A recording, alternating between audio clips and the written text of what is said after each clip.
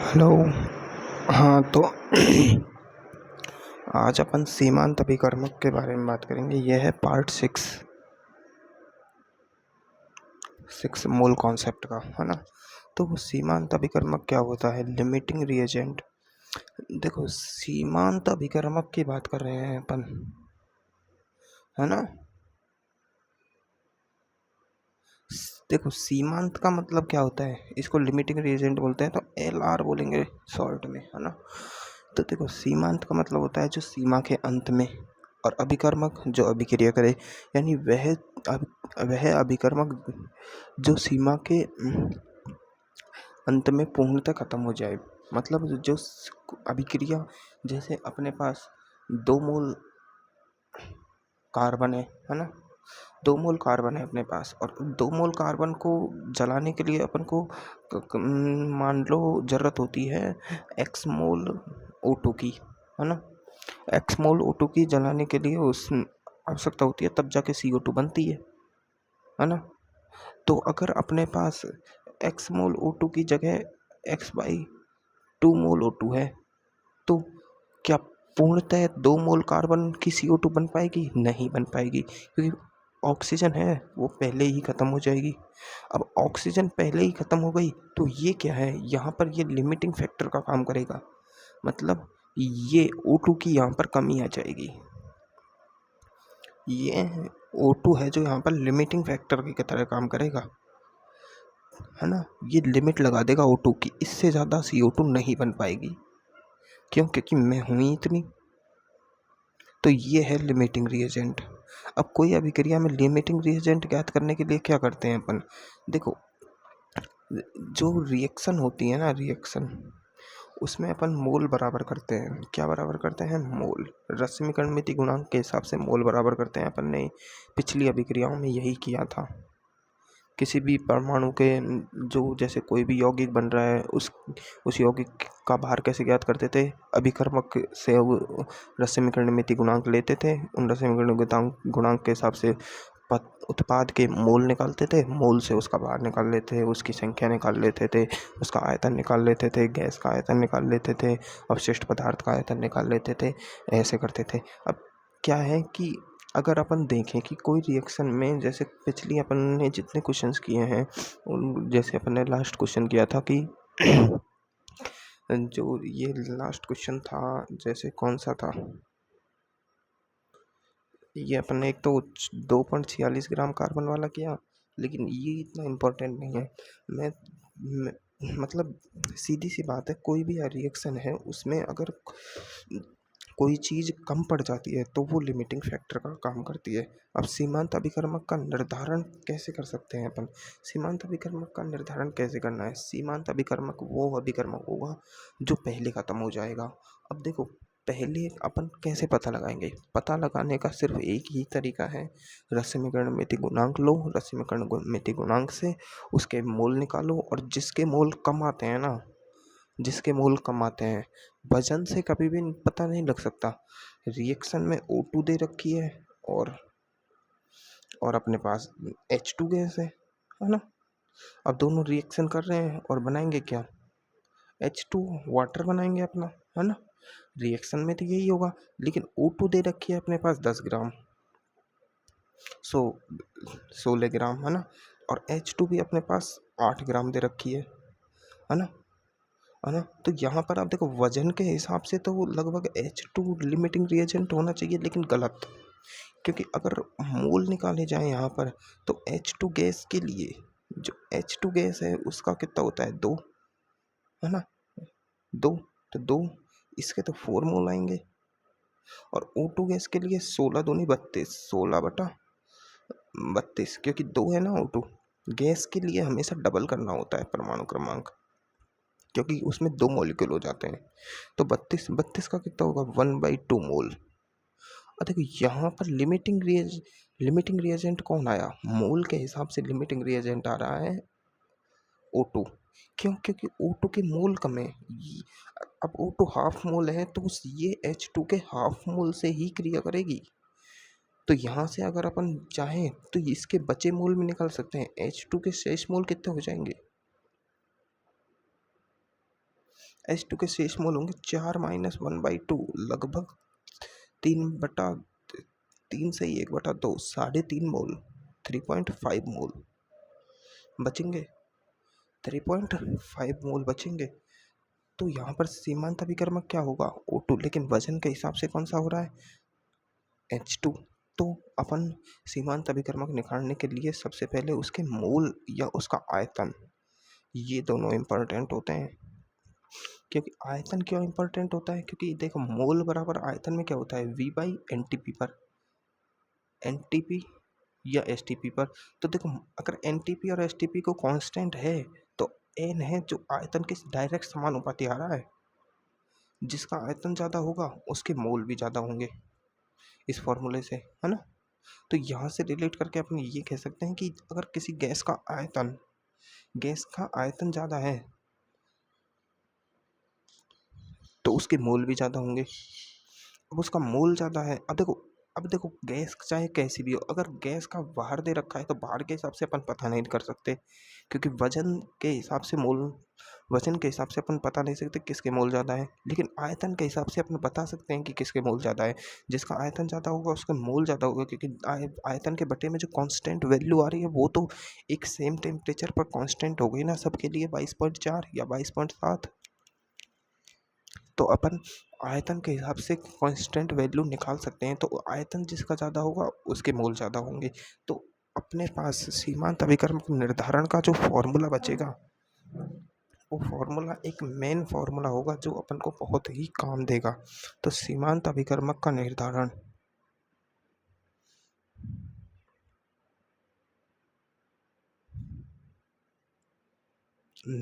करने के लिए अपन को क्या करना होगा?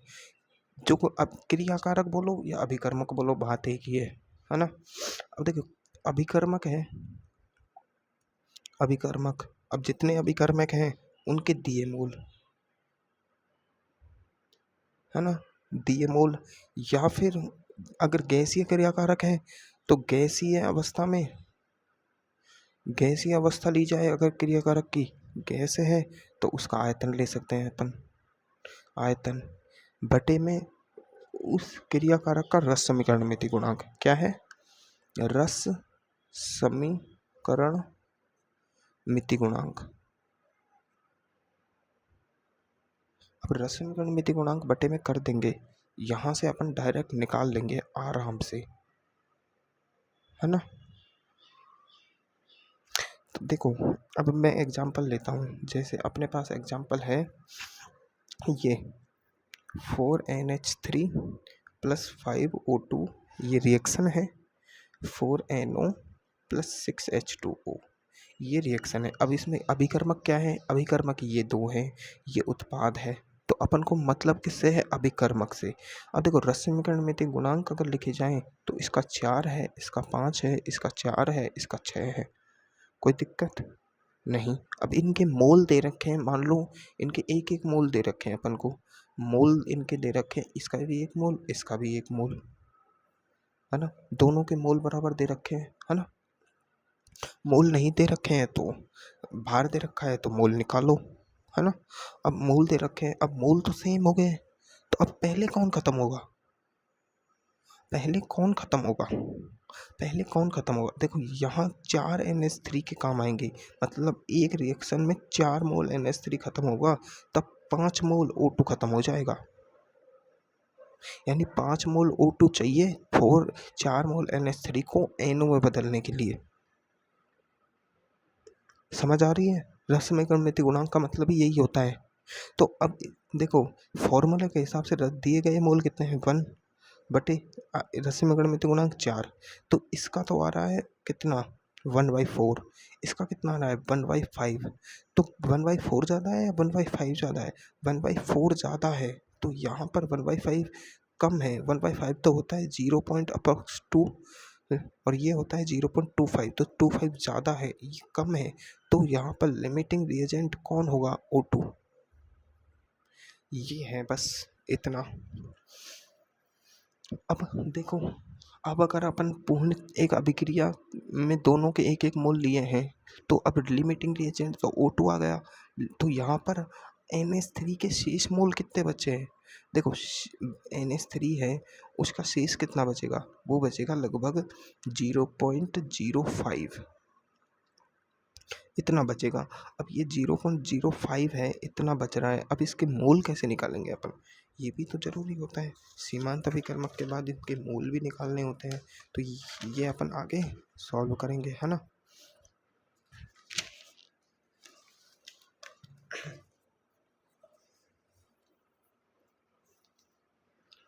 और जो ये अपन निकाल रहे हैं ना, ये परसेंटेज है ये, कि इतना परसेंट बच रहा है ना।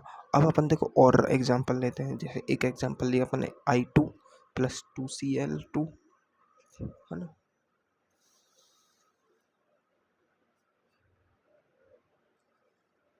I2 + 2Cl2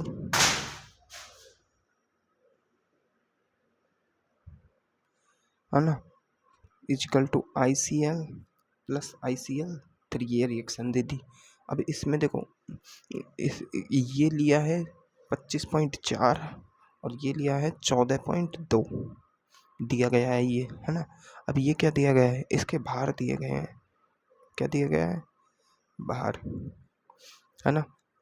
अब देखो I2 का मोलर मास कितना होता है? ये भार दिया गया है, भार मतलब वजन, वेट। अब देखो I2 का मोलर मास की बात करी जाए ना, I2 का मोलर मास होता है 254, है ना। और Cl2 का मोलर मास कितना होगा? 35.5, 35.5, 71 होता है। कितना होता है? 71। तो अब इनको बटे में कर देते हैं, है ना। अपन को मोल निकालने हैं यहाँ। मोल कितना हो जाएगा? 254, ये तो आएगा लगभग 0.1, है ना। और ये कितना आ जाएगा? देखो 71 दूनी होता है ये 2, और एक के बाद पॉइंट, तो एक के बाद पॉइंट, ये आ जाएगा 0.2। अब देखो यहाँ पर 0.1 मोल आ रहे हैं, यहाँ पर 0.2 मोल आ रहे हैं, लेकिन मोल से खेल नहीं होगा। यहाँ पर रश्मिकरण गतिज गुणांक देखो, इसका 1 है, इसका 2 है। अब रश्मिकरण गतिज गुणांक के हिसाब से लेंगे तो 1/1 करेंगे, और इधर ये 2, ये पॉइंट थोड़ी आएगा, इस पॉइंट को हटाएंगे 20, तो 1/10, इसको हटाएंगे 1/10। तो यहाँ पर तो दोनों बराबर आ रहे हैं। रश्मिकरण गुणांक बराबर करते हैं तो दोनों ही बराबर हैं, अर्थात रिएक्शन में दोनों ही एक साथ खत्म हो जाएंगे। इस रिएक्शन का मतलब ये है। अगली रिएक्शन देखते हैं अपन। जैसे ये 2H2 + O2 = 2H2O, ये वाटर वाली रिएक्शन है। अब इसमें देखो, इसमें 10 ग्राम दे दिया और इसमें 32 ग्राम दे दिया। मैंने बता ही दिया था इसमें क्या करना है अपन को। इसमें देखो 10/, अब देखो भार दे रखा है, तो गैस है, गैस का तो 2 करना है, इसमें 32 का 32 करना है, क्योंकि O2 के दिए 2, 16 दूनी 32, इसका 1 मोल आएगा, इसका 5 मोल आएगा।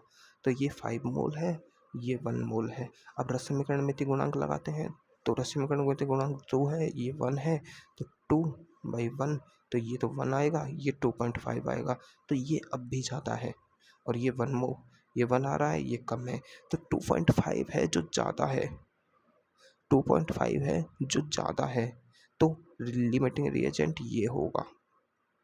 ऐसे होंगे क्वेश्चंस, है ना। अब देखो ये तो अपन कर लिए, कोई दिक्कत नहीं है। अब क्वेश्चन सॉल्व करते हैं, चलो शुरू करते हैं।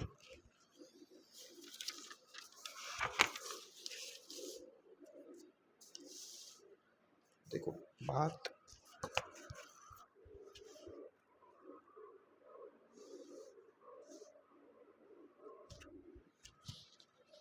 देखो क्वेश्चंस में पहला क्वेश्चन दे रखा है सर ने कि 5 मोल PbS की क्रिया 18 मोल H2O2 से कराई जाती है।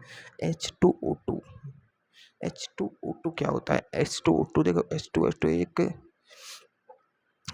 H2O2 है ना, H2O2 ये अम्ल व क्षार दोनों से रिएक्शन करता है ना। इसका जो तुल्यांकी भार होता है वो 2 होता है।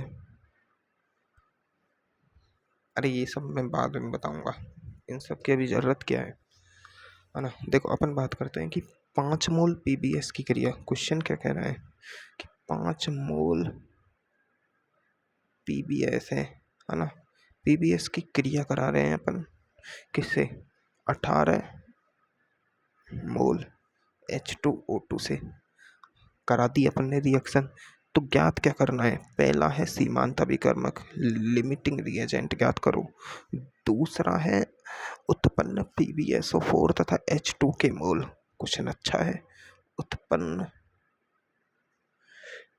PbSO4 व H2O के मोल, है ना, कि जो उत्पाद बनेगा PbSO4 और H2O, तो उसके मोल कितने होंगे। तीसरा तीसरा क्या है, आधिक्य वाले क्रियाकारक के शेष मोल। देखो आ गया ना, मैंने बोला था आधिक्य मतलब जो बचा हुआ क्रियाकारक है, आधिक्य वाले क्रियाकारक के शेष मोल। अब अपन को देखो वही बात है, इसमें तो रिएक्शन आनी ही चाहिए। अब देखो पीबीएस की क्रिया कराते हैं अपन, रिएक्शन बनाना भी आना चाहिए, समीकरण संतुलित करना आना चाहिए H2O2 से। तो देखो 4 मैंने पहले गलत लगा दिया। अपन बनाएंगे रिएक्शन PbSO4 प्लस H2O। अब देखो रिएक्शन अपन क्या करते हैं, रिएक्शन को संतुलित करते हैं। क्या करते हैं, संतुलित। देखो इधर एक पीबी है, इधर एक पीबी है, पीबी संतुलित है ना, इधर एक एस है, इधर एक एस है, एस संतुलित। इधर 2 ओ है, इधर 4 ओ और एक 3 ओ है, 4 और एक 5 ओ है। तो अब और इधर H2 है, इधर भी H2 है, तो ठीक है। O संतुलित नहीं है, बाकी सब संतुलित है। अब O संतुलित करते हैं तो अपन को कम से कम 5 O इधर करने हैं। अब 5 O इधर करने हैं तो अपन क्या करेंगे, कम से कम इसे 2 से मल्टीप्लाई करें तब भी 4 ही आएंगे, 3 से मल्टीप्लाई करते हैं तो 6 आ जाते हैं। कितने हो जाते हैं, 6 हो जाते हैं इधर। अब इधर 6 है, अब इधर मल्टीप्लाई कर देते हैं अपन किससे, है ना, इधर अपन मल्टीप्लाई कर देते हैं 2 से, तो 2 हो जाएंगे, 4 और 2 6 फिक्स है, ठीक है। अब ओ संतुलित हो गया, इधर भी 6 हो गए, इधर भी 6 हो गए।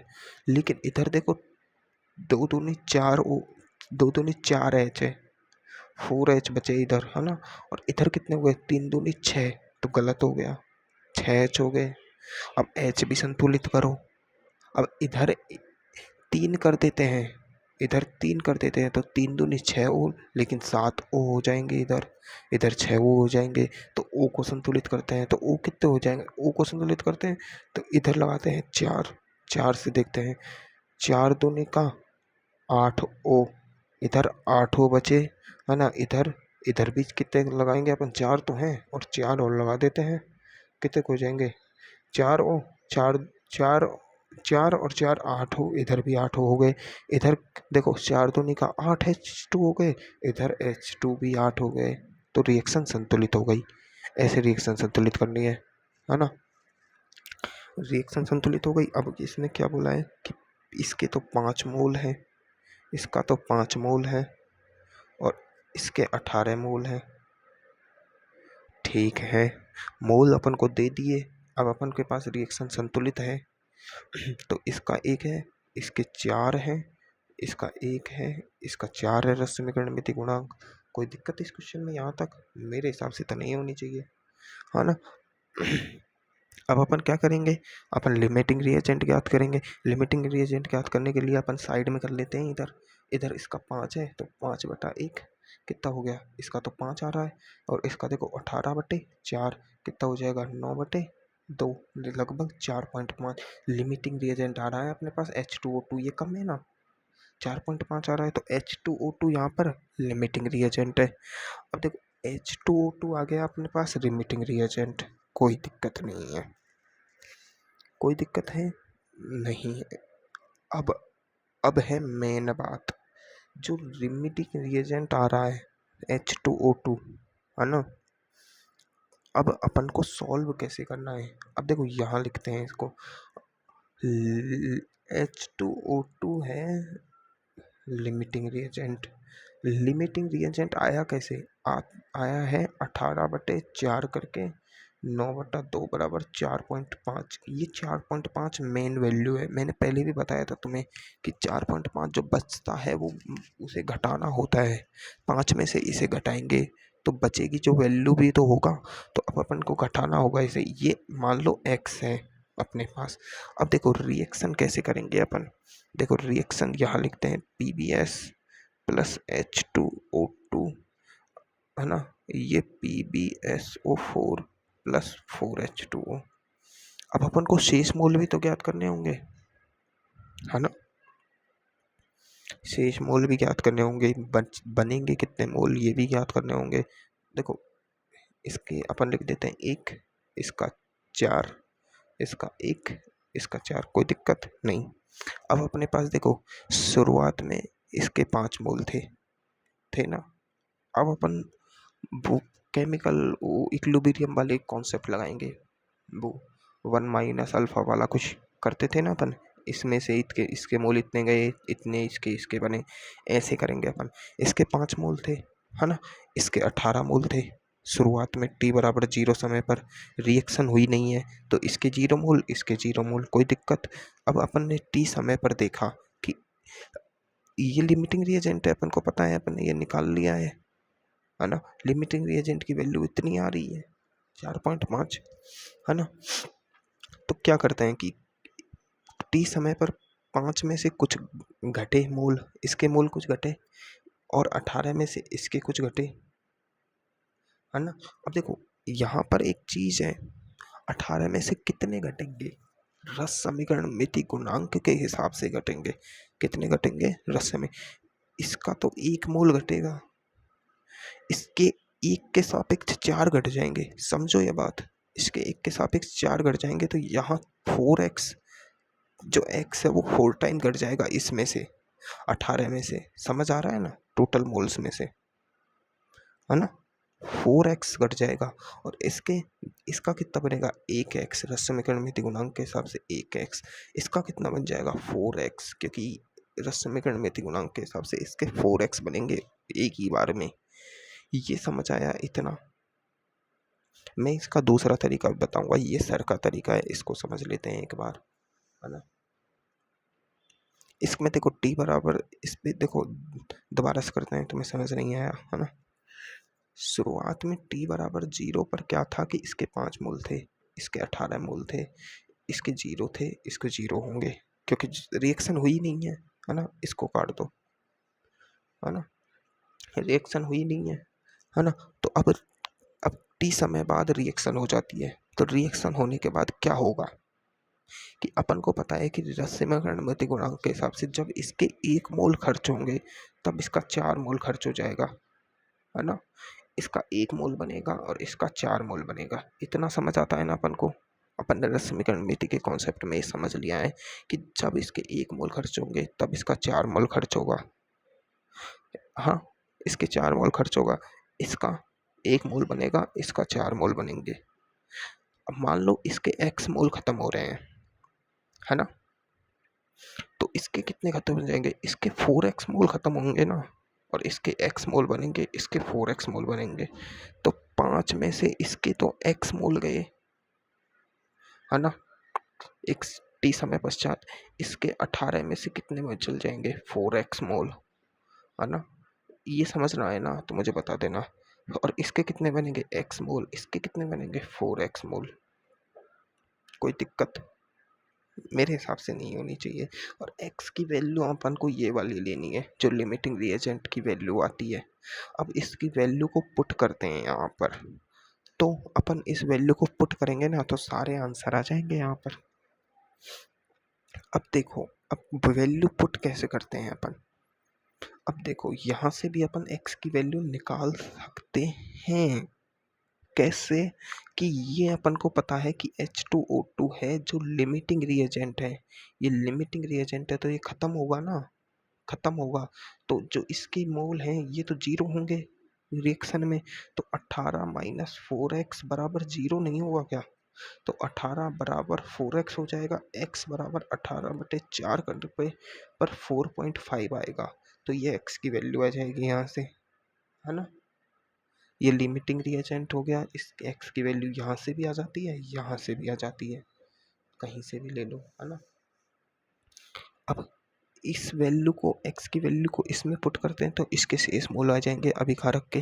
कितना आ जाएगा, 5 माइनस 4.5, ये आ जाएगा 0.5 मोल इसके शेष बचेंगे अभी। अब देखो उत्पाद कितने बनेंगे, x मोल, ये x बनेगा तो इसके 5 पॉइंट, तो PbSO4 है, PbSO4 है जो 4.5 मोल बनेगा।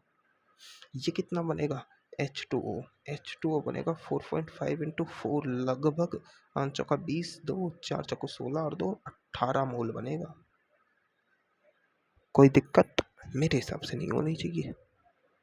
ये है अपन को, देखो क्या करना है, जो PbS है अपन को पता है कि इसके दिए मोल हैं वो तो ठीक है, लेकिन जब अभिक्रिया का एक समय होगा उसमें क्या होगा कि इसका 1 मोल खर्च होगा, तब इसके 4 मोल खर्च हो जाएंगे। इसका 1 मोल बनेगा, इसका 4 मोल बनेगा। यही तो है रस समीकरण मिति का कॉन्सेप्ट, और यही लगाना है।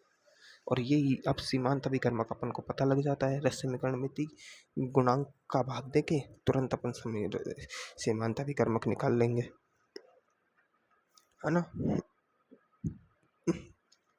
अब देखो अगला क्वेश्चन करते हैं, है ना। आज अपन बस सीमांत अभिकर्मक पढ़ेंगे और सीमांत अभिकर्मक में अच्छे अच्छे क्वेश्चन हैं, तो ये क्वेश्चन तुम ट्राई करना। कल अपन तुल्यांक के बाहर निपटा देंगे, और फिर तुल्यांक के बाहर से तुल्यांक नियम है, फिर तुल्यांक नियम अच्छा है, फिर सांद्रता पद पढ़ेंगे अपन डायरेक्ट। देखो एक एक दो क्वेश्चंस और ट्राई कराता हूँ मैं, है ना, उसके बाद तुम करना इनको क्वेश्चंस को। एक दो क्वेश्चंस और ट्राई करते हैं। देखो क्वेश्चन, अगला क्वेश्चन है 5 मोल BaCl2 की क्रिया 2 मोल Na3PO4 से कराई जाती है। अब देखो 5 मोल तो लिया गया है BaCl2 और 2 मोल लिया गया है अपने पास Na3PO4। अब उत्पन्न, अब क्या कह रहा है कि इनकी रिएक्शन कराई जाती है, उत्पन्न Ba3PO4 का होल ट्वाइस के मोल ज्ञात करो। अब रिएक्शन अपन को बनानी आनी चाहिए, अब बनाएंगे, देखो कैसे। BaCl2, अब देखो जो जो दिया होता है ना अपन को सिर्फ उससे मतलब होना चाहिए। BaCl2 प्लस Na3PO4, ये तो अपने पास वो है रिएक्टेंट, और बनेगा क्या इससे, अपने को मेन बनाना है Ba3PO4 का होल ट्वाइस, ठीक है। अब देखो Ba3 टाइम्स आ गया Ba यहाँ पर।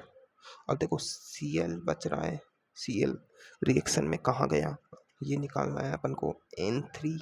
अब देखो N बचा और Cl बचा तो निकलेगा NaCl। ये ऐसे छोटी छोटी बातें अपन को याद होनी चाहिए, है ना। अब रिएक्शन देखते हैं, इधर 3 है, इधर 1 है, तो इधर 3 टाइम्स कर देंगे अपन, करके देख रहे हैं, है ना। P के कितने हो गए, 2, इधर 1 है, यहाँ O कितने हो गए, 4 दूनी 8, तो यहाँ पर 4 है और 2 ये करने हैं तो 2 कर दो, कितने हो जाएंगे, Na के 6 हो गए, P के कितने हो गए, 2 हो गए, 4 दूनी 8 हो गए, Cl कितने हो गए, 3 दूनी 6, 6 हो गए। रिएक्शन संतुलित 6 करना है, यहाँ पर 6 बनेंगे। अब रिएक्शन हो गई संतुलित। अब देखो ज़्यादातर ऐसी जो रिएक्शन होती है ना आती है, तब क्वेश्चन में रिएक्शन आ जाती है खुद ही, क्वेश्चन में खुद रिएक्शन देता है, क्योंकि नहीं बनती है ऐसे रिएक्शंस। ऐसे तो कितनी सारी रिएक्शन है, बच्चा कहाँ तक याद रखेगा, तो ऐसे रिएक्शन नहीं बनती है ना। तो इसके रसायनिक गुणवत्ता गुणांक 3, 2, इसका 1 और इसके 6।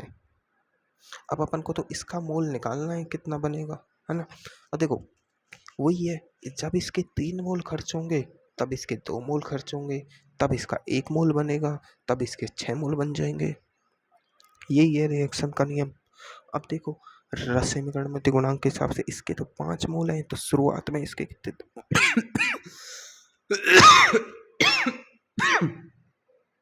शुरुआत में इसके 5 मोल थे, है ना। इसके कितने लिए थे, 2 मोल, इसके 0 0 होंगे, है ना। अब देखो अब अपन निकालें तो साइड में यहाँ पर निकाल लेते हैं। अब इसका 5/3 होगा और इसका कितना हो जाएगा 2/2। तो ये तो 1 आएगा और ये कितना आ जाएगा, 1 से तो ज़्यादा ही आएगा, 1 से कम आएगा, गलत बात। ये 1 से 3, 3 निकम 3 और बचा 2, 1.6 आ रहा है। तो लिमिटिंग रिएजेंट क्या है यहाँ पर, Na3PO4 ये लिमिटिंग रिएजेंट है और x की वैल्यू 1 आई है। इसमें कोई दिक्कत है क्या? ये अपन ने किया है 5/3 रस्सी में गणमिति गुणांक 3 कर दो, यहाँ पर 3 2 कर दो तो ये 1 आएगा, ये आ जाएगा, है ना। रस्सी मानता विकर्मक निकालना आ गया अपन को। अब अपन क्या करेंगे रिएक्शन में, देखो इसके तो 5 में से x मोल कितने जाएंगे, 3x मोल कितने जाएंगे। अरे वो शेष मोल निकालने वाला कॉन्सेप्ट तो है ही नहीं इसमें, फिर भी मैं बता देता हूँ। इसमें से कितने जाएंगे, 3x जाएंगे x के, क्योंकि 3 है रस्सी में गणमिति गुणांक। जब इसके 3 खर्च होंगे तब इसके 2 खर्च होंगे, तो इसके 2 में से कितने खर्च हो जाएंगे, 2x। इसका कितना बन जाएगा x, इसका 6x, कोई दिक्कत नहीं, है ना।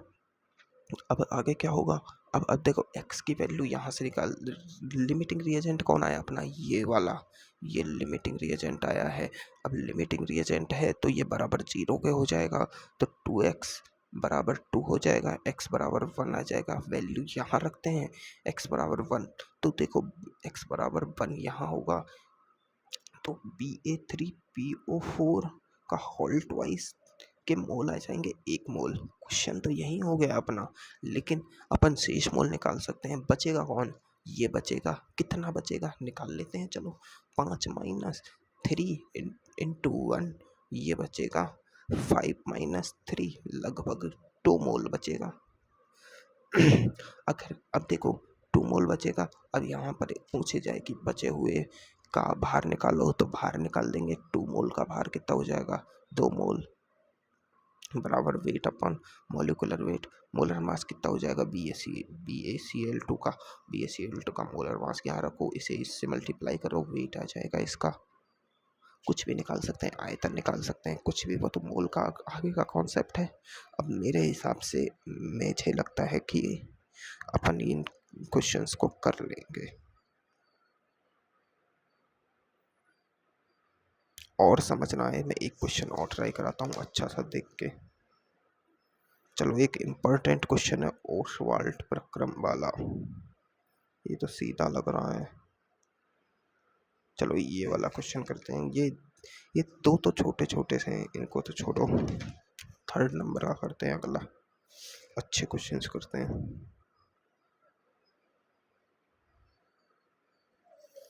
अच्छा क्वेश्चंस, एक तो ये वाला करते हैं।